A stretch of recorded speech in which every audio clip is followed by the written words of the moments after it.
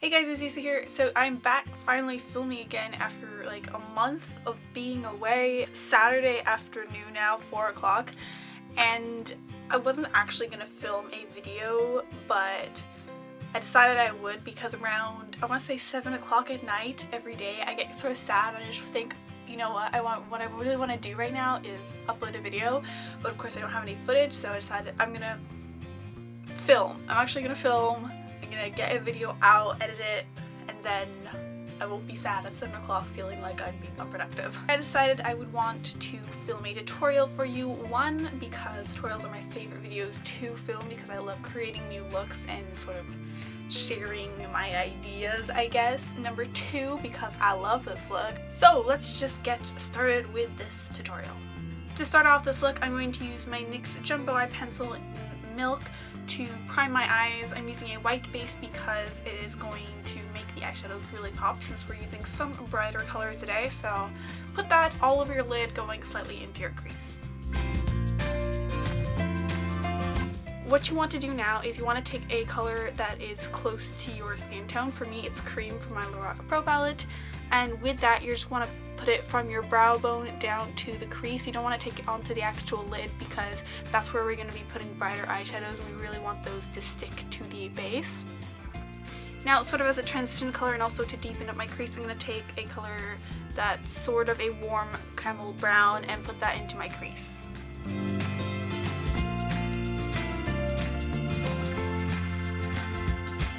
You can also go ahead and bring that color down to your bottom lash line, stopping about midway.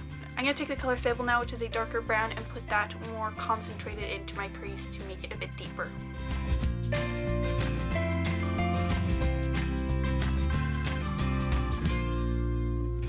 Now starts the fun part where you get to add some color. So I finally have found a use for these little sponge tip applicators. Before I used to hate them, but I found out what they're amazing for is to really pack on a lot of pigment onto your eyelids. So if you have an eyeshadow that doesn't generally stick that well, number one, use a sticky base. Number two, use a white base. Number three, use sponge tip applicators because they will really just pack on the color, which is amazing. Even with really pigmented eyeshadows like the one I'm going to use now, they're still amazing. So I'm going to take the color Gold. I'm going to put that on the center of the lid. I'm going to now take this absolutely gorgeous Too Faced shadow called Teal. It is such a pretty metallic-y blue color. And I'm going to take it on a bit more of a smaller pencil brush. I'm just going to put a little on my brush and put that into the outer corner. And you can sort of bring this in and mix it with the gold a bit.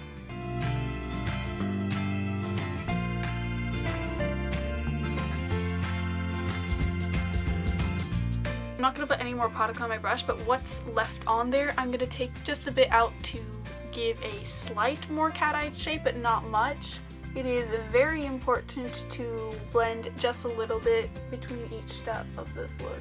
To blend the blue and gold just a bit more, I'm going to take some more gold and overlap that on the blue a bit.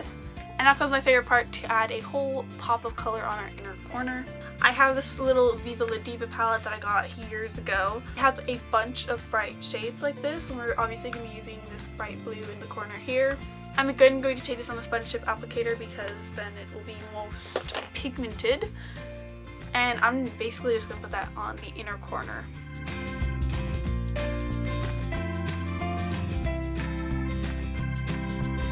Take some more gold to again overlap the colors a bit to blend them.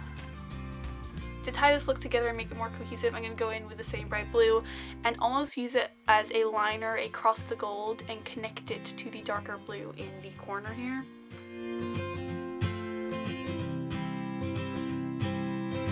What I've actually done is I've added a bit more of this Copper Teal eyeshadow in my outer corner, and I'm going to bring it just slightly down, to my bottom lash line.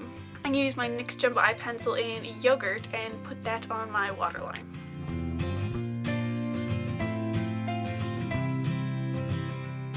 I'm going to use just a simple white color to highlight my... I'm just going to quickly tell you what I like to do for my eyebrows and my eyelashes. I'm going to fill in my eyebrows with the taupe color from the Lorac Pro Palette because it matches my eyebrows. If you don't have red hair, I would not recommend this. I do though, so it doesn't look off. But for mascara, I'm going to use the L'Oreal Double Extension. I hate this mascara. I'm just using it because I have to use it up. For concealer, I use the L'Oreal Perfect Match True Match Concealer. This is amazing. It's super full coverage. It's actually light enough for me, which is a pretty rare occurrence to find a concealer that is light enough. I'm going to use, actually what I'm holding here, my MAC Mineralized Skin Finish in This Is Light. This just really does a nice job of setting any of your concealer or foundation, and it just looks really nice on the skin. If you are fair skinned like I am, I'm quite fair. An amazing bronzer to use is the Balm's Bahama. So I'm just going to use this bronzer and an angled brush like this to create a lighter contour because I don't want to go super defined for this look. To add some warmth, I'm going to use the NYX Matte Bronzer in Light. Comparing to the Balm bronzer, you can see this one is obviously a lot more red toned.